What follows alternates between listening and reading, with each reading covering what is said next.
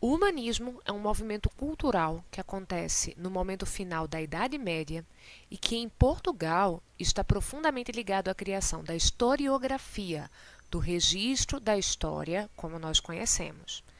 Entender por que a história e por isso o historiador são tão importantes nessa época, a ponto de as referências a respeito do início desse movimento cultural estarem todas ligadas às atividades de Fernão Lopes, o grande historiador medieval português, é o objetivo desse momento aqui com vocês. Só para você não esquecer que atividades de Fernão Lopes são essas, vamos lá. Fernão Lopes começou como bibliotecário geral, na época se chamava guardador-mor, da biblioteca da Torre do Tombo, tá? Tombo era a palavra que se usava na época para fazer referência aos documentos escritos, tem a ver com tomo, que significa volume, e volume por uma época significava obra escrita, tá? Ele foi bibliotecário geral, certo, da Torre do Tombo, onde eram mantidos os documentos importantes de Portugal. Essa nomeação aconteceu em 1418 e depois ele foi nomeado cronista-mor, ou seja, ele recebeu a encomenda do governo português de registrar o tempo, de escrever a respeito dos acontecidos. Para você entender por que escrever a história de Portugal vai ser uma coisa tão importante e revolucionária para marcar a época, pense no seguinte. Estamos caminhando para o fim mesmo da Idade Média. Fernão Lopes vai ser nomeado para os dois cargos poucas décadas antes de acontecer a queda de Constantinopla, que é a referência que usamos para marcar o fim da Idade Média e o início da Idade Moderna. E nesse fim de Idade Média, as pessoas já não pensam mais o mundo daquele mesmo jeito que pensaram por quase 1000 anos, o jeito teocêntrico. O teocentrismo é aquela maneira de ver o mundo que entende que a vontade de Deus é responsável por tudo o que acontece. O homem medieval acreditava que nenhuma folha cairia de uma árvore se isso não fosse da vontade de Deus. O que significa que na vida desse cachorro Deus seria um grande troll. Mas, faltando tão pouco tempo para reconhecermos que a Idade Moderna começou, esse pensamento teocêntrico não é mais tão forte assim. Não é a vontade de Deus a única explicação de por que as coisas acontecem. Isso não significou que as pessoas deixaram de ser religiosas, mas que elas buscam outra explicação para o que acontece no dia a dia. Elas vão explicar o que acontece na natureza pela ciência e o que acontece no mundo dos homens pela história. Lembram que falamos sobre isso quando refletimos sobre como o ser humano dá sentido ao mundo? A história, como a conhecemos, é uma maneira de organizar as ações do homem no tempo e num processo de causa e consequência sem envolver Deus nisso. E Fernão Lopes foi o cara que criou essa história como a conhecemos em Portugal.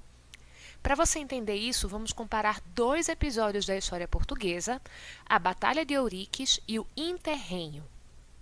A Batalha de Ourique foi o conflito que definiu a formação de Portugal por um rei chamado Afonso Henriques.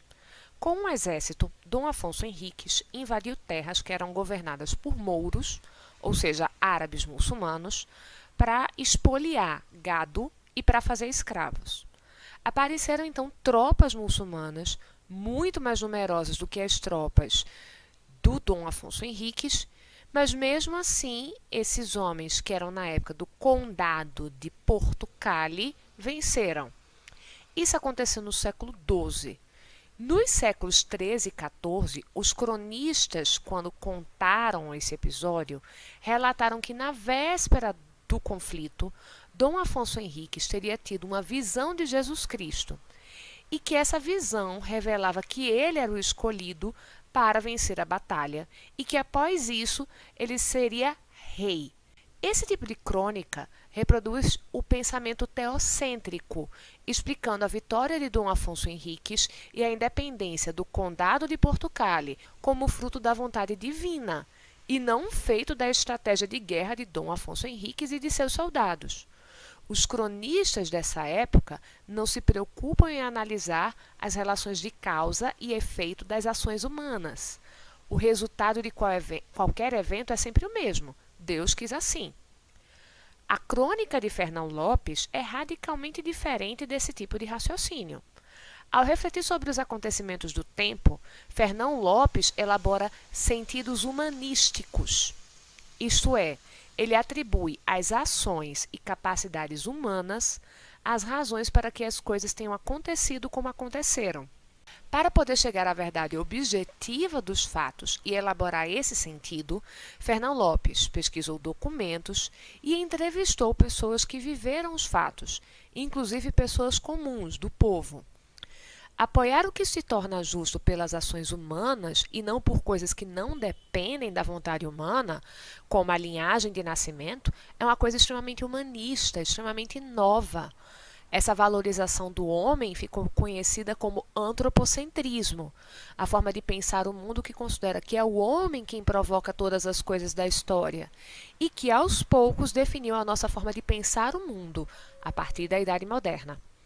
É por valorizar a capacidade humana em fazer história que Fernão Lopes é um escritor humanista que você respeita, mesmo sem ele escrever ficção. Alto da Barca do Inferno. Biografia. Gil Vicente foi poeta e dramaturgo de origem portuguesa.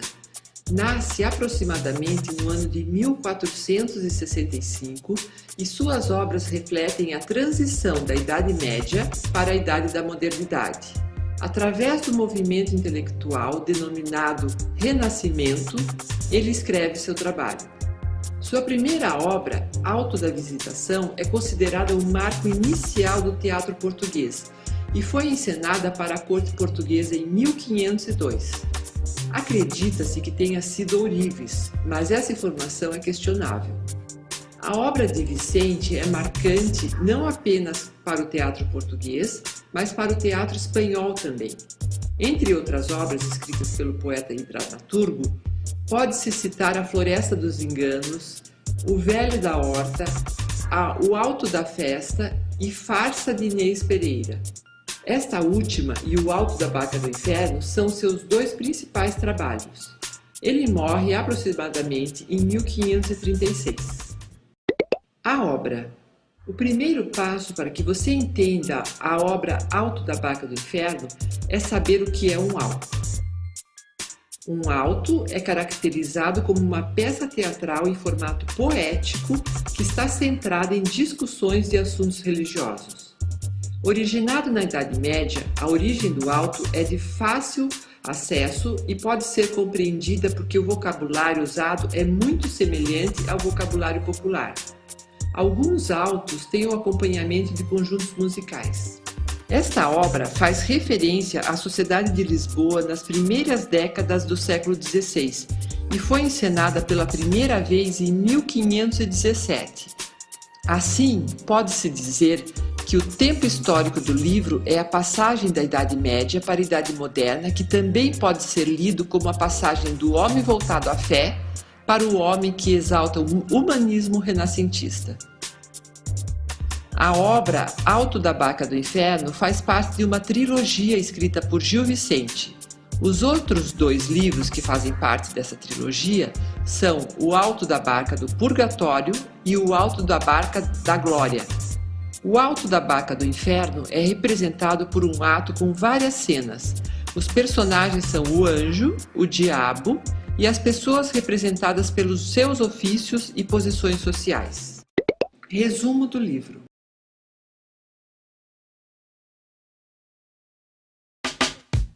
Audiocult apresenta O Alto da Barca do Inferno. De autoria do dramaturgo português Gil Vicente, O Alto da Barca do Inferno foi lançada como uma crítica à sociedade portuguesa. Essa crítica, escrita em 1527, ainda se mostra muito atual. Já pensou se você fosse julgado? Iria para o céu ou para o inferno? Caminhe até o purgatório e acompanhe O Alto da Barca do Inferno. Nas águas do purgatório encontram-se duas barcas, uma que vai para o paraíso e a outra que vai para o inferno. Elas aguardam ansiosamente para guiarem seus passageiros. Ah! Que bela maré! É hora de preparar tudo, pois é tempo de louvar a Beelzebu! De longe surge o fidalgo. Para onde vai essa barca? Para a Ilha dos Perdidos, meu senhor. e já está na hora de você embarcar. Neste cortiço? Diz isso porque não viu por dentro. Venha! Mas para onde vai esta barca? Para o inferno. Não me interessa essa terra sem graça. Você acha que pode zombar? Você é perfeito para esta barca. Eu? Duvido. Deixo na outra vida pessoas rezando por mim. Viveu apenas pelo seu próprio prazer e acha que tem alguém rezando por você? Vamos, entre logo na barca. Tenho até a mesma cadeira que o seu pai sentou quando veio aqui. Como? Não tem outro barco por aqui? Para você, não. Pois até a passagem você já pagou. Absurdo. Procurarei outra barca. Por Deus, barqueiro, por onde vai essa outra barca? O que quer? Esta barca leva ao paraíso e não serve para o senhor. Por favor, deixe-me embarcar. Eu sou um nobre fidalgo. Aqui não se embarca com tirania. Você viveu suas fantasias e ficou grande demais para esta barca. Vá para outra. Aquela caberá a você e todo o seu desprezo pelos outros. Venha para a barca. Ah, que bela maré de prata e que ventinho que mata os valentes remadores.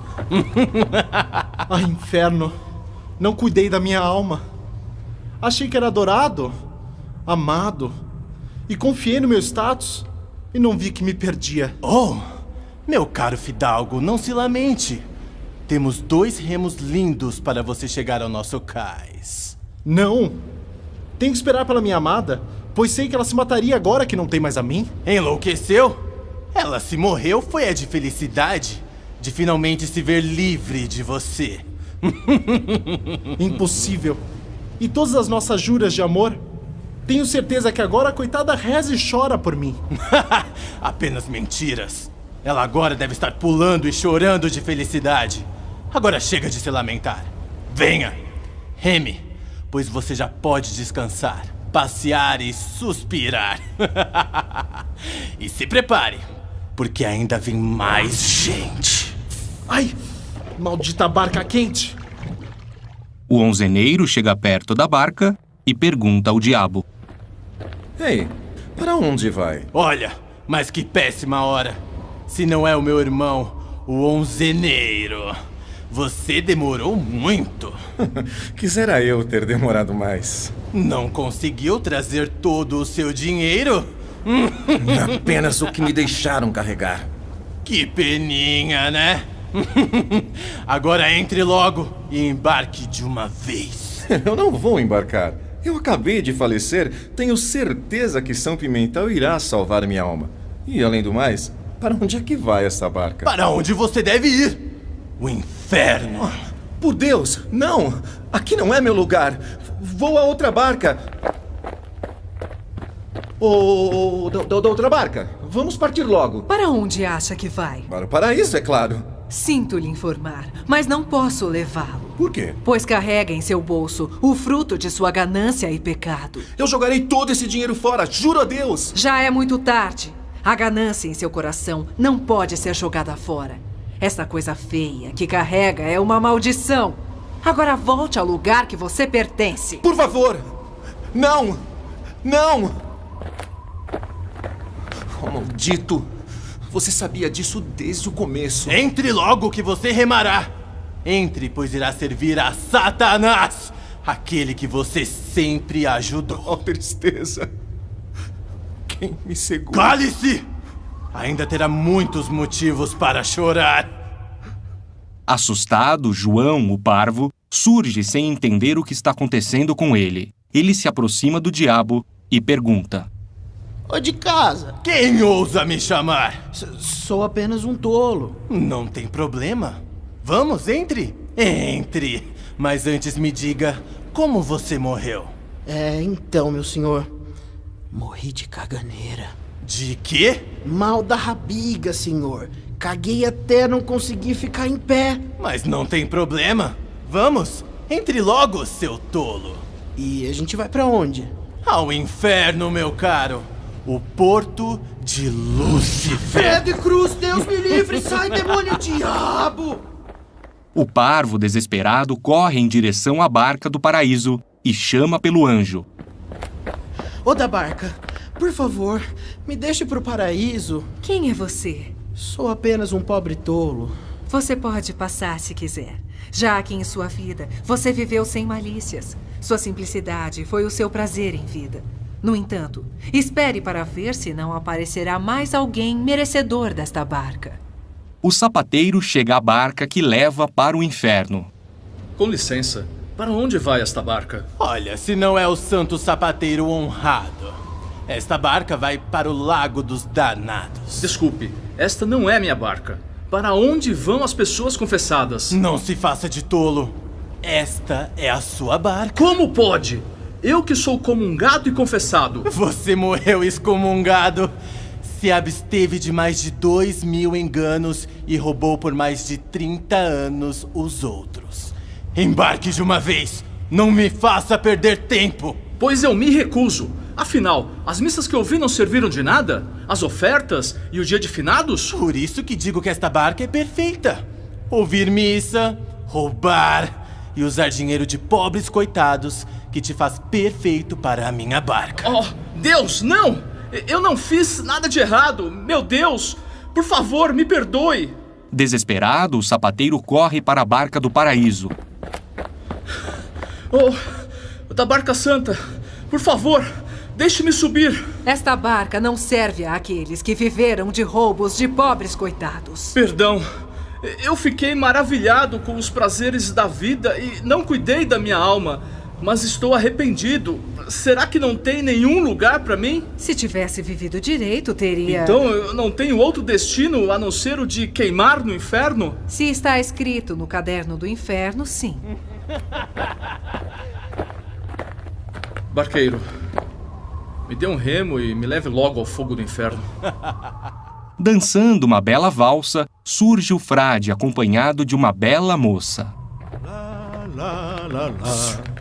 Para onde acha que vai, frade? Ora, sou um cortesão, estou indo para o lugar que mereço com a minha dama. Acha que você devia seguir para cá? Podemos fazer um belo serão. E aproveite e traga a bela dama. Ela é sua, não é? Sim, sempre foi minha. Que preciosidade! Sempre ao lado do frade, até mesmo dentro do confessionário, não é mesmo? Venham. Levarei os dois para o lugar certo. E para onde seria? Para aquele lugar de fogo ardente com o qual você está acostumado. Juro a Deus que não te entendo. Por um acaso não vê o hábito que uso? Eu, um corpo consagrado pela fé de Jesus Cristo, ser condenado? Um padre tão namorado de tanta virtude como eu? Não! Não venha com as suas pregações para tentar salvar a sua alma. Você sabe o que fez. Venha logo e pegue esses remos para partirmos daqui, pois a sua sentença já foi dada. Por Deus! Serei sentenciado porque namorei e folguei com uma mulher? Como pode um frade como eu ser condenado após tantos salmos rezados? Meu devoto padre marido, não adianta ficar arrependido. Suba logo! Desesperado para não ir ao inferno, o frade encontra uma espada e duela com o diabo para tentar fugir. Após a luta, ele pega sua amada e segue em direção à barca onde está o anjo. Demos graças! Onde está o meu lugar e o de minha amada Florença?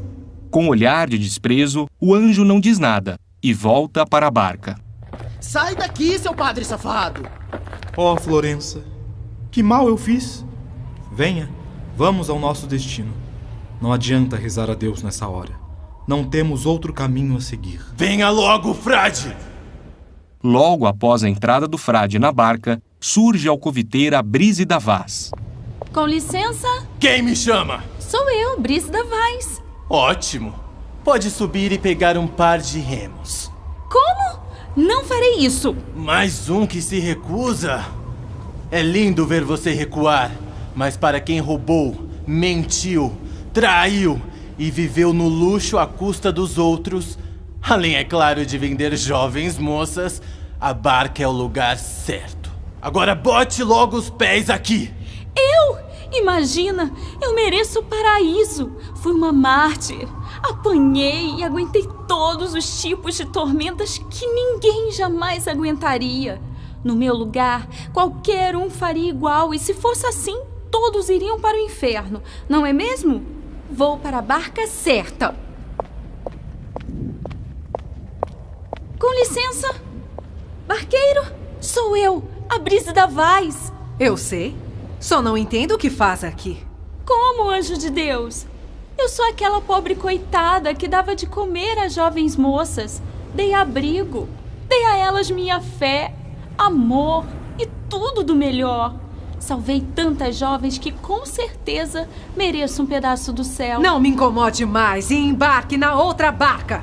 Não entendo. Só estou contando meus singelos milagres. Pare de amolar, pois aqui não irá subir. Horror! E agora? O que será de mim? Desolada, Brígida volta à barca do inferno. Oh, barqueiro, para onde irei agora? Já não sei o que fazer. Ora, minha senhora, entre que você será bem recebida pela vida santa que viveu. Após o embarque da alcoviteira, surge de longe o judeu levando em uma corda seu bode. Para onde vai, marinheiro? Você apareceu em uma péssima hora. Para onde vai? Nenhum lugar que te interesse. Nem mesmo se eu lhe der dinheiro. E o bode tem que vir junto? Claro. Que passageiro abusado. Eu não embarco bodes. Ora, por favor, tome esses 4 tostões que ficará tudo certo. E se for pouco, dou outro tostão. Já disse que eu não embarco bodes. Como eu, um judeu, não pode ir ao mesmo lugar que a Brígida Vaz vai? Diga-me, seu maldito filho de uma cornuda. Por que não tenta a barca ao lado? Não! Esse safado que nem pensa em vir pra cá. Ele roubou, mijou nos mortos da igreja de São Gião e comeu carne de panela no dia do Nosso Senhor. Se bobear, vai até mijar aqui na barca. É, pelo jeito o senhor não tem para onde ir. Terá que ficar com o seu bodinho, já que é uma pessoa tão ruim. Mas... Tudo bem. Como sou benevolente, deixo você nesse barquinho que é levado pela minha barca. Embarque com esse bode nele. O corregedor aparece sentindo-se muito importante e conversa com o diabo. Tem alguém para atender o grande senhor juiz? Olha se não é o grande senhor dos feitos, o excelentíssimo senhor juiz. Vamos entrando. Vejo que me reconhece agora. Me diga, para onde vai essa embarcação? Ao inferno. Como? Um corregedor como eu, indo à terra dos demos? Bom, está mais para um descorregedor. Vamos logo, entre e pegue um remo. Mas isso não é de regulares júris. Olha, nem tente falar difícil comigo, pois sua sentença já está dada. Pegue o remo. Como sentença? Eu me recuso. Será que não há um meirinho por aqui? Aqui não irá encontrar algo assim. Vamos, entre logo e reme. Eu não entendo essa barca. Oh, videtes que petates, super jure majestatis. Se pensa que não entendo a língua, está enganado. Não tente me enrolar usando seu falso latim. Seu lugar é a barca dos danados. Não foi você que fingiu não ver todos os crimes e percalços cometidos pela sua mulher? Mas isso é problema dela, não meu. Não adianta tirar a culpa de todos os crimes que você omitiu e más sentenças que você julgou. O seu lugar é o Lago dos Cães. Enquanto o diabo julga o corregedor, surge de trás dos dois o procurador, que parecia estar perdido. Senhor procurador? Graças aos céus, senhor corregedor, o que diz esse barqueiro? Que os dois serão ótimos remadores. Entrem! Por que zombas? Para onde leva toda essa gente? Para as penas infernais! Deus, eu não vou para aí. Irei para aquela outra barca que está melhor frequentada. Se vocês querem tentar a sorte, podem ficar à vontade. Você se confessou, doutor? Sou um bacharel. Trabalho para o demo. Se nem da minha morte cuidei, acha que me confessei? E o senhor corregedor? Eu me confessei, mas omiti grande parte do que roubei. Eu sei que se falasse tudo, ele não iria me perdoar. Os dois chegam à barca do paraíso. Glorioso anjo, Deixe-nos entrar. O que as pragas da ciência querem? Pedimos clemência. Deixe-nos entrar, por favor. Não deixe esses mijadores de campanários, ladrões e safados entrarem na barca. Não seja tão cruel. Clemência de nossas almas. A justiça divina já deu o veredito de vocês. A barca do inferno. Não acredito. Esquecemos de cuidar de nossas almas e agora pagaremos pelo mal que causamos. Venha, meu senhor. Vamos voltar à barca do inferno. Não avisei? Entrem logo e remem! E um homem que morreu enforcado aparece diante da barca. Ei! Onde acha que vai? Tem que vir pra cá! Eu sinto lhe informar, mas serei canonizado, pois eu morri pendurado. Se é isso, então entre aqui e governará até as portas do inferno. Não quero governar tal lugar. Vamos, entre! Tenho certeza que tem espaço aqui para você. Mas o senhor Garcia Muniz disse que se eu me enforcasse, seria perdoado dos meus pecados e que seria canonizado por Deus. Sinto lhe informar, mas você foi enganado. Aquele que disse isso foi perdoado dos pecados, e não você. Cometeu seus pecados, pois não tinha opção, e por isso até seria perdoado. Mas como se matou, quem foi perdoado foi ele. Mas o Muniz mentiu pra mim? Felizmente sim. Nunca ouviu falar no purgatório? Aqui é onde você é julgado, e o seu lugar não é outro, senão o da barca do inferno. Mas se você é aquele que julga, eu não tenho outra escolha, a não ser entrar na barca e seguir pro meu destino. Enquanto isso, a cavalo, 4 cavaleiros da Ordem de Cristo que morreram na África seguem direto para a barca do paraíso. Aonde pensam que vão? E nem vieram falar comigo? Cuidado com a língua, Satanás. Não devemos satisfações a você. Não temos assuntos a tratar com você. Morremos por nosso Senhor Jesus Cristo. Como assim? O que estão dizendo? Venham conversar comigo um pouco. Quem morre por Jesus Cristo não entra na sua barca. Eu estava esperando vocês, cavaleiros de Deus. Vocês que morreram por Cristo. São livres de todo o mal e merecem o paraíso. Pois quem morre na batalha de Cristo tem a paz eterna. E assim, todos embarcam, e cada barca segue o seu destino com seus passageiros predestinados. O livro é iniciado em um local onde há 2 barcas. Uma é a barca da glória, comandada por um anjo, e a outra é a barca do inferno, comandada pelo diabo. Na medida em que as pessoas morrem, vão vagando a esse local e ali serão levadas para o inferno ou para o paraíso pelas barcas, conforme seus atos em vida. O primeiro que chega é um fidalgo vestido com roupas luxuosas e acompanhado de uma pajem. O fidalgo deveria ir para a barca do inferno, porque teve uma vida de luxúrias e de pecado. Com muita arrogância, ele dá risada do diabo e afirma que ainda havia pessoas que rezavam por ele na primeira vida, e por esse motivo ele iria para o paraíso.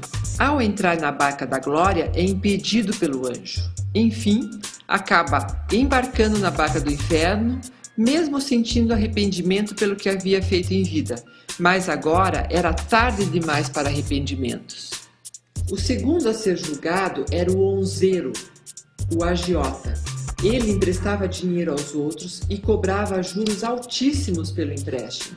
Condenado ao inferno, o onzeiro tenta ir para a barca da glória, mas não consegue, porque o anjo não permite.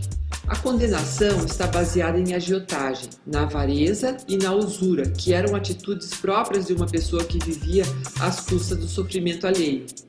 Ele argumenta com o diabo no sentido de voltar à vida para buscar dinheiro que lá tinha deixado. Mas o diabo nega seu pedido e ele tem que entrar na barca. O parvo é o próximo. Logo que chega ao local, o diabo tenta levá-lo para a barca do inferno, mas não consegue. O parvo percebe o destino que lhe espera caso entrasse na barca comandada pelo diabo e tenta entrar na barca da glória.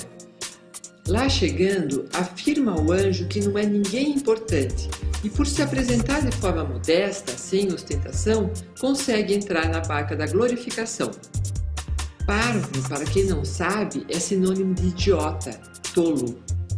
Depois do pavo aparece o sapateiro com seus utensílios de trabalho. Diferente do pavo, o sapateiro vai para a barca do inferno e pede o auxílio do anjo para evitar tal destino. O anjo não lhe ajuda porque o destino do sapateiro foi traçado quando ele, em vida, falsamente professou a religião e também por ter roubado o povo com seu ofício por muitos anos. Logo após vem o frade e, por incrível que pareça, aparece em companhia da sua amante. Com ânimo alegre, o frade veste-se conforme o sacerdócio o exigia. O diabo aparece e convida o frade a entrar na barca do inferno. O religioso, acompanhado da amante, despreza o diabo e vai para a barca da glória. Lá, o anjo não lhe dirige a palavra e é o parvo que, pelo trato desdenhoso e desrespeitoso à moral cristã, condena o frade à barca do inferno. A próxima a enfrentar o julgamento é Brígida Vaz. Ela era alcoviteira e tinha fama de ser feiticeira. Brás afirma ao diabo que seu grande bem são os 600 virgos postiços. Com essa expressão, não se sabe se ela prostituiu 600 meninas ou se ela havia enganado 600 homens. Sabendo de seu destino, a mulher tenta enganar o anjo usando de conversa sedutora. Não há remédio. Brígida é condenada à barca do inferno por prostituição, feitiçaria e por intermediar serviços amorosos, isto é, por ser cafetina. Então aparece o judeu e o seu bode. O judeu vai em direção à barca do inferno, mas o diabo se recusa a recebê-lo. Então, o judeu tenta o suborno. Sim, o judeu tenta subornar o diabo, mas escuta a recusa do mesmo. Vai então para a barca do anjo. Lá chegando, ouve as considerações do parvo. Este afirma que o judeu teria perdido o respeito ao cristianismo quando estava vivo e por esse motivo estava impedido de entrar na barca da glória. No fim das contas, o judeu e seu bode são levados para o diabo na barca do inferno. Eles não vão dentro da barca, mas são rebocados por ela. Após o judeu, vem o corregedor com seus processos em mãos. Foi convidado a entrar na barca do inferno, mas argumenta contra o fato. Nisso, aparece o procurador. Ele também é convidado para entrar na barca do inferno, mas não vai. O procurador e o corregedor conversam sobre seus pecados e decidem ir para a barca da glória. O parvo e o anjo vão de encontro aos dois e não permite que eles entrem na barca. Mesmo utilizando vários argumentos apresentados com artifícios linguísticos elaborados para tentar enganar, os dois são condenados à barca do inferno. Isso ocorreu porque ambos usaram o poder da justiça para proveito próprio. Logo depois aparece o enforcado com a corda no pescoço. Ele é condenado ao inferno pelos inúmeros crimes que cometeu a mando de seu chefe. Quando o enforcado chega, é anunciado por Brígida Vaz ao corregedor. Ao que tudo indica, ela conhece o enforcado e o corregedor também. Assim, entende-se que o enforcado teria trabalhado nos meios burocráticos do judiciário e a pena de ir para o inferno remete à ideia de que ele teria sido condenado pela corrupção que ocorria na burocracia do judiciário. Os últimos a chegarem são os 4 cavaleiros que lutam pela causa cristã nas cruzadas. O diabo faz o convite, mas eles vão direto para a barca da glória. Por terem lutado a favor do cristianismo, recebem o passaporte da glorificação. A peça termina com a chegada dos 4 cavaleiros entrando na barca da glória.